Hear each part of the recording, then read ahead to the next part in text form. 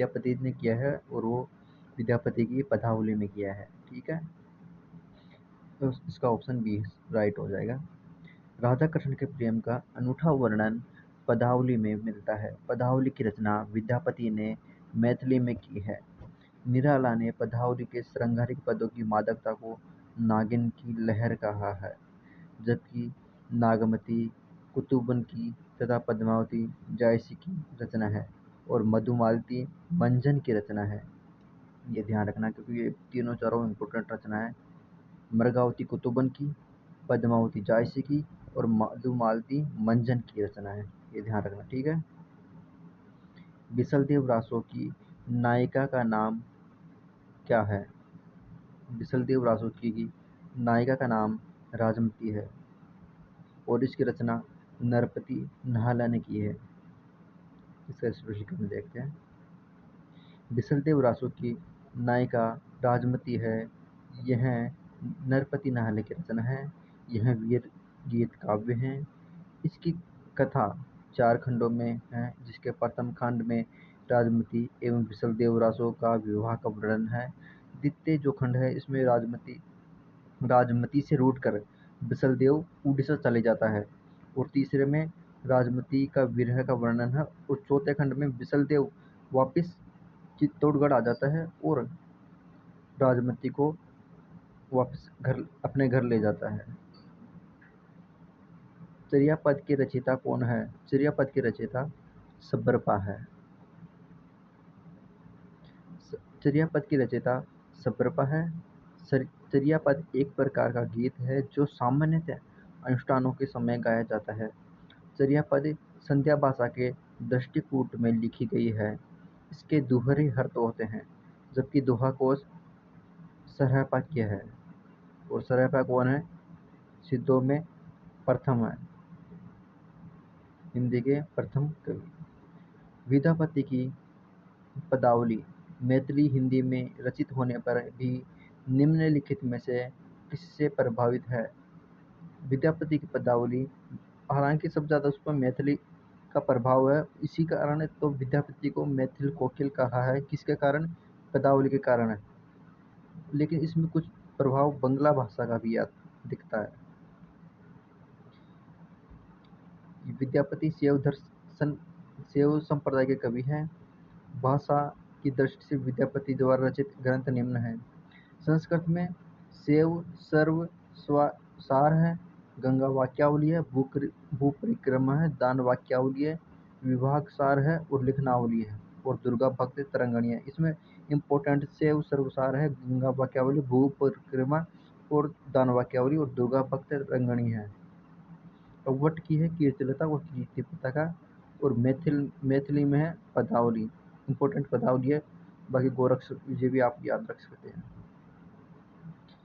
बच्चन सिंह ने विद्यापति को जातीय कवि कहा है। हजारी प्रसाद द्विवेदी ने विद्यापति को श्रृंगार रस के सिद्धवोग कवि कहा है।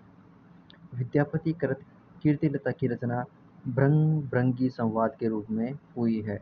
कीर्तिलता की रचना भृंगी संवाद किसने कहा? ये कमेंट करके आप बताना मुझे, ठीक है। दान वाक्यावली के रचनाकार कौन है? विद्यापति। दान वाक्यावली, ये दान वाक्यावली संस्कृत में रचित है, ध्यान रखना, ठीक है। विद्यापति के गुरु पंडित हरि मिश्र हैं और ये बिहार प्रांत के दरभंगा जिले के विपाक्षी नामक गांव में रहते थे। विद्यापति तिरहुत के राजा शिव सिंह और कीर्ति सिंह के दरबारी कवि हैं। विद्यापति द्वारा रचित दान वाक्यावली एक संस्कृत ग्रंथ है जिसमें इन्होंने राजा शिव सिंह की वीरता एवं उदारता का वर्णन किया है। विद्यापति के अन्य ग्रंथ निम्न है। शैव सर्वसार और गंगा वाक्यावली संस्कृत में रचित, आपको पहले बता दिया मैंने। विद्यापति ने मैथिल भाषा में पदावली, गोरक्ष विजय नाटक की रचना की है। कीर्तिलता, कीर्ति पताका अवट भाषा में रचित विद्यापति की प्रमुख रचनाएं हैं। जातीय कवि बच्चन सिंह ने कहा है विद्यापति को, और सूर्यकांत त्रिपाठी निराले ने पदावली के श्रृंगारिक पदों की पदों की मादकता को नागिन की लहर कहा। नागिन की लहर किसने कहा है? सूर्यकांत त्रिपाठी निराला ने। और किसको कहा है? पदावली के श्रृंगारिक पदों को। ठीक है। लक्ष्मण से सेन के सभा कवि जयदेव ने 12 सर्गों में कोमलकांत पदावली में गीत गोविंद की रचना की है। पद्माकर रीतिकालीन कवि है जिन्होंने प्रबोध पचासा, गंगा लहरी, राम रसायन जैसे ग्रंथों की रचना की है। भूषण ने शिवराज भूषण, शिवा बावनी और छत्रसाल दशक जैसे ग्रंथों की रचना की है। ये रीतिकालीन कवि है, ध्यान रखना भूषण। और पद्माकर भी रीतिकालीन कवि है। ठीक है। विद्यापति को कृष्ण भक्तों की परंपरा में न समझाना चाहिए। यानी विद्यापति को कृष्ण भक्तों की परंपरा में नहीं समझना चाहिए। यह कथन किसका है? यह कथन है आचार्य रामचंद्र शुक्ल का। और अधिकतर कथन क्या है? या तो रामचंद्र शुक्ल के हैं या फिर हजारी प्रसाद द्विवेदी के हैं। आपको अगर तुक्का लगाना हो तो इन्हीं से लगा सकते हैं। इसका स्पष्टीकरण, ये कथन बहुत इंपॉर्टेंट है, ध्यान रखना। आचार्य रामचंद्र शुक्ल का, आध्यात्मिक रंग के चश्मे आजकल बहुत सस्ते हो गए हैं, इन्हें चढ़ाकर जैसे कुछ लोगों ने गीत गोविंद को आध्यात्मिक संकेत बताया, वैसे ही विद्यापति के इन पदों को भी बता दिया है। ध्यान रखना, आध्यात्मिक के चश्मे, बस आप इतना ही याद रखना, ज़्यादा डीप में नहीं जाना है। ठीक है। आध्यात्मिक के चश्मे आजकल बहुत सस्ते हो गए हैं। आचार्य रामचंद्र शुक्ल। बच्चन सिंह ने विद्यापति को जातीय कवि का, ये इंपॉर्टेंट है, ध्यान रखना। निराला ने पदावली के श्रृंगारिक पदों की मादकता नागिन की लहर कहा है। महामोह हरप्रसाद शास्त्री पंचदेव उपासक, विद्यापति को पंचदेव उपासक स्वीकार किया है। और विद्यापति को बहुत सारी उपाधियां भी मिली हुई है, ध्यान रखना। हजारी प्रसाद द्विवेदी ने विद्यापति को श्रृंगार रस के सिद्धवक कवि कहा है। इस संबंध में इसके अतिरिक्त और कुछ कहने की जगह नहीं है कि यह पूरा ग्रंथ वास्तव में जाली है। पृथ्वीराज रासो के विषय में यह स्थापना किसकी है? यह आचार्य रामचंद्र शुक्ल ने कहा है। इसको पूरा जाली ग्रंथ कहा है, मतलब आप तो शॉर्टकट याद रखना। ठीक है। जाली ग्रंथ किसने कहा है? शुक्ल ने कहा है। और किसको कहा है? पृथ्वीराज रासो को। और पृथ्वीराज रासो के इसके संबंध में आप प्रामाणिक और अप्रामाणिक, ये ध्यान रखना भाई। अप्रामाणिक मानने वाले, अब इसकी ट्रिक मैं बता देता हूँ। इसकी ट्रिक मैं बता, देवी गुल्लर गौरी हीराचंद ओझा, आचार्य रामचंद्र शुक्ल और कवि राजा श्यामल प्रसाद। इसके ट्रिक में कमेंट में लिख दूंगा अभी। ठीक है। आप लिख नहीं पाओगे। बुल्लर गौरी हीराचंद ओझा, आचार्य रामचंद्र शुक्ल, देवी प्रसाद और कवि राजा श्यामल दास। देवी वर्मा उल्लर, कुछ इस तरह से। और इसको प्रामाणिक मानने वाले श्याम सुंदर दास, कर्नल टोड, मिश्र बंधु, मोहनलाल पांड्या। श्याम सुंदर दास, कर्नल टोड, मिश्र बंधु, मोहनलाल पांड्या। और अर्ध प्रमाणिक मानने वाले हजारी प्रसाद द्विवेदी, सुनीति कुमार चटर्जी और दशरथ शर्मा। और मुनि जिन विजय एक हसमुनि इसकी ट्रिक है, हसमुनि। यानी हजारी प्रसाद द्विवेदी, सुनीति कुमार चटर्जी और मुनि जिन विजय और डॉक्टर दशरथ शर्मा भी आता है। इस ग्रंथ में श्रृंगार रस की ही प्रधानता है, वीर रस का किंचित आभास मात्र है। आचार्य रामचंद्र शुक्ल ने यह कथन विशलदेव रासो के बारे में ही कहा है, क्योंकि इसमें पूर्णतः यह श्रृंगार रस प्रधान है, वीर रस इसमें नहीं है। और विशलदेव रासो की रचना किसने की थी? नरपत नाले ने।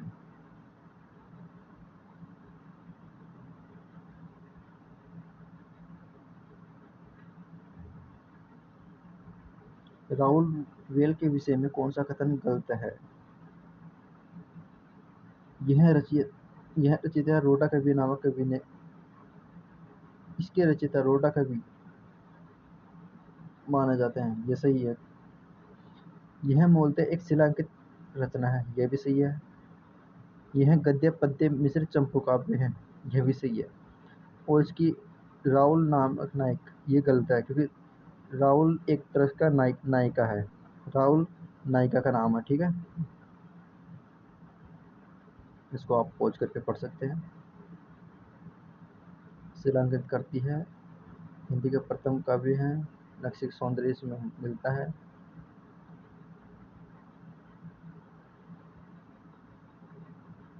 निम्नलिखित में से किस काव्यधारा में सहज भोग मार्ग से जीव को महासुख की ओर उन्मुख किया गया है? सिद्ध साहित्य में, यानी भोग से महासुख की ओर उन्मुख किया गया है किसमें? सिद्ध साहित्य में। और सिद्धों से ही कौन सी शाखा निकली है? नाथ साहित्य। सिद्ध साहित्य में सहज भोग मार्ग से जीव को महासुख की ओर उन्मुख किया गया है। सिद्ध साहित्य में सिद्धों में पंचमकार, मांस, मछली, मदिरा, मुद्रा, मैथुन की दुष्प्रवृत्ति देखने को मिलती है। साधना पद्धति में शिव शक्ति के युगल रूप की उपासना की जाती है। सिद्धों का चरम उत्कर्ष काल 8वीं से 10वीं शताब्दी के मध्य माना जाता है। सिद्धों के विषय में सबसे पहली जानकारी ज्योतिषपर ठाकुर की वर्ण रत्नाकर में मिलता है। सिद्ध साहित्य की विशेषता: जीवन की सहजता और स्वाभाविकता में दृढ़ विश्वास, गुरु की महिमा का प्रतिपादन किया, बाह्य आडंबरों पाखंडों की कटु आलोचना की, रहस्यात्मक अनुभूति और जनभाषा का प्रयोग, ये इसकी प्रमुख प्रवृत्तियां हैं। अमीर खुसरो ने हिंदी के लिए कौन सा शब्द प्रयोग में लिया है? हिंदवी। ये ध्यान रखना इंपॉर्टेंट है, हिंदवी शब्द प्रयोग में लिया है अमीर खुसरो ने। और इनके गुरु का नाम है निजामुद्दीन औलिया। और इनकी प्रमुख रचनाएं दो सुखने, खाली कबारी, पहरिया, मुकरियाँ। और इनकी प्रसिद्ध पंक्तियां, जब निजामुद्दीन औलिया की मृत्यु हो गई थी, चल भाई खुसरो अपने घर, कुछ इस तरह किया है। कीर्तिलता की भाषा क्या है? मिश्रित अपभ्रंश। मिश्रित, ये तो ऑप्शन में अगर अवट भाषा ना हो तब आपको मिश्रित अपभ्रंश करना है, ठीक है। अगर मिश्रित अपभ्रंश और अवट दोनों हो तो आपको अवट ही करना है, अवट, क्योंकि कीर्तिलता और कीर्तिपता दोनों की भाषा अवट है, लेकिन इसमें ऑप्शन में अवट नहीं होने के कारण मिश्रित अपभ्रंश किया गया है, ठीक है। कीर्तिलता की भाषा मिश्रित अपभ्रंश या अवट है। विद्यापति ने कीर्तिलता में तिरहुत के राजा कीर्ति सिंह की वीरता और उदारता का चित्रण किया है। विद्यापति तिरहुत राजा शिव सिंह और कीर्ति सिंह के दरबारी कवि है। रचना और रचना काल की दृष्टि से कौन सा गलत है? प्रबंध चिंतामणि, ये मेरुतिन की रचना है। पाहुड़ राम सिंह की है। नेमिनाथ सरयू हरिभद्र सूरी की है। भविष्य का कहा धनपाल।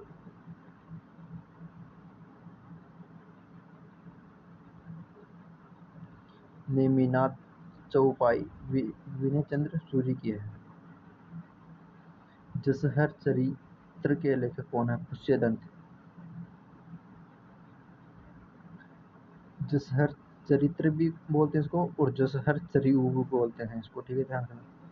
इनकी अन्य प्रमुख कृतियां महापुराण, न्यायकुमार, चरिऊ। महापुराण, न्यायकुमार, चरिऊ। महापुराण में 23 महापुरुषों के 63 महापुरुषों के जीवन चरित्र वर्णित है। पुष्यदंत को हिंदी का बहुभूति कहा जाता है। शंभु, पवनचरिऊ, धनपाल, भविष्य का कहा और अब्दुल रहमान संदेश रासक। आलवार संतों की संख्या कितनी मानी गई है? 12। और सिद्धों की संख्या 84 और नाथों की 9। लिख लेना, ठीक है, याद है तो अच्छी बात है। अलवर तमिल कवि और संत थे, ये ध्यान रखना। अलवर दक्षिण में थे। इनका काल 6वीं से 9वीं शताब्दी के बीच रहा है। इनके पदों का संग्रह दिव्य प्रबंध कहलाता है। केमास वध किस ग्रंथ की प्रमुख घटना है? यह पृथ्वीराज रासो की है और ये अपने एमए में भी तो लगी हुई है, एमए फाइनल में। केमास वध या कयामास वध पृथ्वीराज रासो ग्रंथ की प्रमुख घटना है। विशलदेव रासो की रचना नृपति नाले ने और दलपति विजय ने कुमार रासो की है। परमाल रासो ने जगनिक की परमाल रासो की रचना जगनिक ने की है। अपभ्रंश भाषा में लिखित रामचरित्र कौन सा है? पौंचर्यु। अपभ्रंश भाषा में लिखा है रामचरित्र कौन सा है? पौंचर्यु। और ये किसने लिखा है? स्वयंभू ने। अपभ्रंश में लिखित रामचरित्र पौंचर्यु है। पौंचर्यु ग्रंथ की रचना स्वयंभू ने की है। इनकी अन्य रचना ऋष्णेमिचिरयु तथा स्वयंभू छंद है। स्वयंभू को अपभ्रंश का वाल्मीकि तथा व्यास भी कहा जाता है। स्वयंभू के पौंचर्यु को उनके पुत्र त्रिभुवन ने पूरा किया, जबकि रामायण की रचयिता महर्षि वाल्मीकि एवं रामचंद्रिका के रचयिता केशवदास, और ये रामचंद्रिका की रचना एक ही रात में पूरी हुई है, आपको ये पता होगा, तथा महापुराण की रचयिता पुष्यदत्त है। पृथ्वीराज रासो की भाषा क्या है? डिंगल। गोरखनाथ की साधना पद्धति का नाम क्या है? हठ योग साधना, जिसमें है का मतलब है सूर्य और ठे का मतलब है चंद्रमा, ये ध्यान रखना, ठीक है। हठ योग साधना में सिद्ध पंथी कथन के अनुसार है का अर्थ है सूर्य और ठे का अर्थ चंद्रमा, इन दोनों के योग को ही हठ योग कहते हैं। गोरखनाथ को नाथ पंथ का आरंभकर्ता माना जाता है। पाहुड़ दोहा ग्रंथ के रचनाकार कौन थे? राम सिंह। पाहुड़ दोहा ग्रंथ के रचनाकार अधिकालीन कवि मुनि राम सिंह थे। मुनि राम सिंह जैन साहित्य में सर्वश्रेष्ठ रहस्यवादी कवि कहे जाते हैं। डॉक्टर हीरालाल मुन्नी राम सिंह का आविर्भाव आदिकाल में, छोड़ो इसको। मैं हिंदुस्तान का तूती हूँ, यह कथन किसका है? यह कथन है अमीर खुसरो का। मैं हिंदुस्तान का तूती हूँ, जो कुछ पूछना है मैंने पूछ ली, जो है कुछ ऐसे बोला जाता है, ठीक है।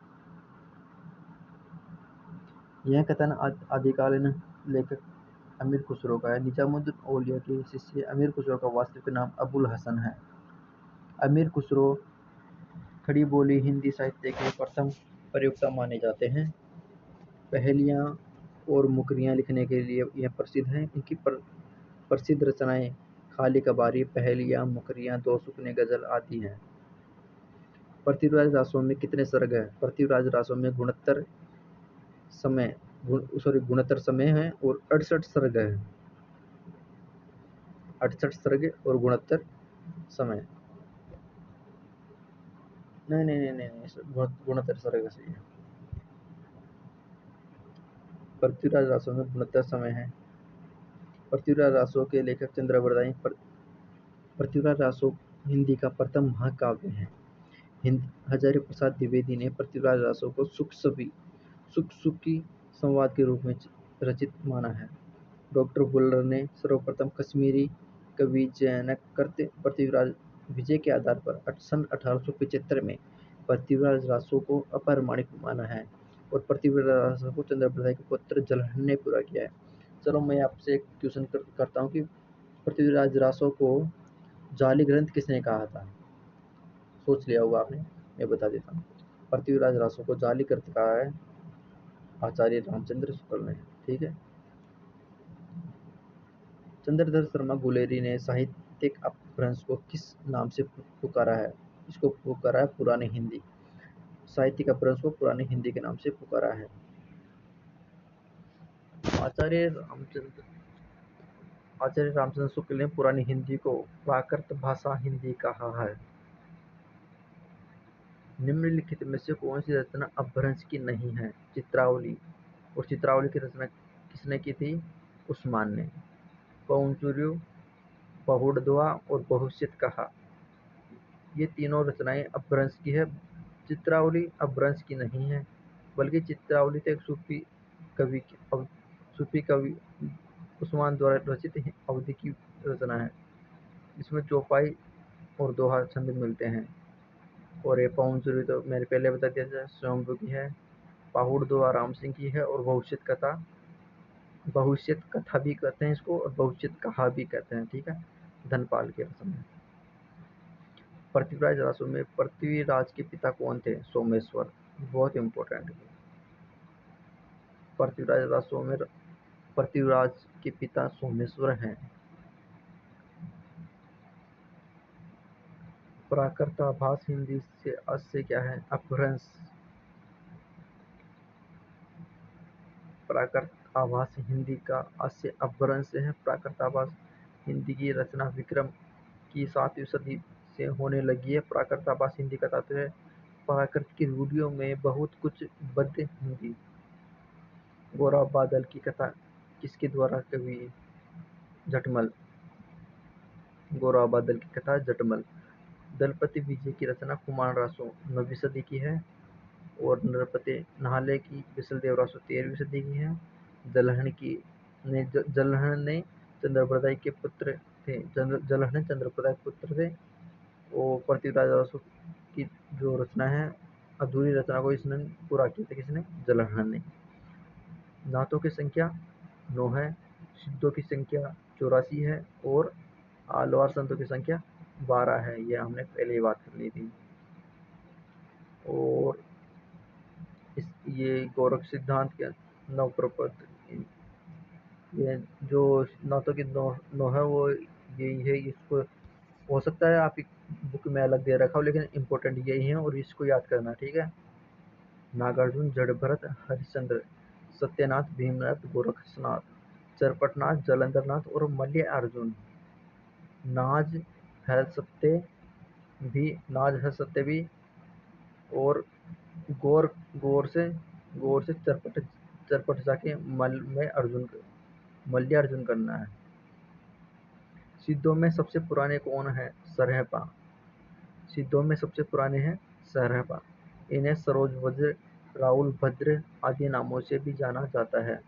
सरहपा की रचना दोहा कोश, और दोहा कोश का संपादन प्रबोध चंद्र बागची ने किया है।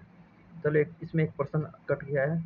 कुमार रासो की रचना किसने की थी? ये हमने बहुत बार पढ़ लिया है। तो कुमार रासो की रचना की है दलपति विजय ने, ठीक है। रचना रचना काल के अनुसार निम्नलिखित के युगल सही अनुक्रम है। तो सबसे पहले आपको पता है कि सरैपा है, फिर उसके बाद में लुइपा है, पुष्यदंत है और अध्ययमान है। ये आपको याद रखना है। और इसकी जो वर्ष है वो भी याद करना है। सरैपा 7 से 8वीं शताब्दी, यानी 7 नहीं सॉरी 6 गुणोत्तर इसका सरैपा का टाइम है। लुइपा 8वीं सदी, पुष्यदंत 10वीं और अध्ययमान 12वीं सदी है। सिद्धों से संबंधित रामचंद्र शुक्ल के कौन से कथन सही है? वज्रयान में आकार महासुखवाद का परिवर्तन हुआ, यह सही है। और शुद्ध साहित्य के अंतर्गत नहीं आता, ये गलत है, क्योंकि सिद्ध साहित्य शुद्ध साहित्य के अंतर्गत आता है।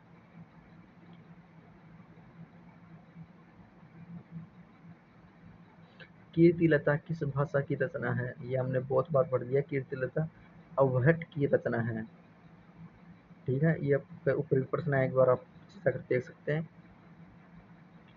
कीर्तिलता की भाषा अवहट है। इसके लेखक विद्यापति है। इनकी अन्य रचनाएं तथा भाषा इस प्रकार है। संस्कृत में इन्होंने शिव सर्वसार, गंगा वाक्यावली और दुर्गा भक्ति तरंगिणी, भू परिक्रमा, दान वाक्यावली, पुरुष परीक्षा, विभाग सार, बस ये 4-5 ऊपर की याद रख लो, ये इम्पोर्टेंट है। कीर्तिलता और कीर्ति पताका ये दोनों अवहट में है। और मैथिली में है पदावली और गोरक्ष विजय का गद्य भाग संस्कृत में तथा पद्य भाग मैथिली में है। आदिकाल में किस कवि ने अवहट भाषा की रचना नहीं की है? अवहट भाषा की रचना की है अब्दुल रहमान। अब्दुल रहमान का संदेश रासक पहला धर्मेतर रास ग्रंथ है। धर्मेतर रास ग्रंथ, ये इंपॉर्टेंट है। कौन सा धर्मेतर रास ग्रंथ है? संदेश रासक, जो अवहट भाषा में लिखा गया है। देसी भाषा में किसी मुसलमान द्वारा लिखा गया प्रथम काव्य संदेश रसक है। संदेश रसक एक खंड काव्य है जिसमें विक्रमपुर की एक वियोगिनी के विरह की कथा वर्णन है। उक्ति व्यक्ति प्रकरण किसकी है? दामोदर शर्मा की और पवम चरियो शंभु की है, ये ध्यान रखना। रासो शब्द की उत्पत्ति रसायन से किसने मानी है? रासो शब्द की उत्पत्ति रसायन से रामचंद्र शुक्ल ने मानी है। अब इसकी डिटेल में देखते हैं और बहुत इंपॉर्टेंट है। रसायन शुक्ल, राजसूय तासी, इसका बस आप मेन शब्द को पकड़ना है, पूरा वर्ड थोड़ी याद करना है आपको। राजसूय तासी, राजयश हरिप्रसाद शास्त्री, रासक स्वामी, रास दुलारे, रास दुलारे।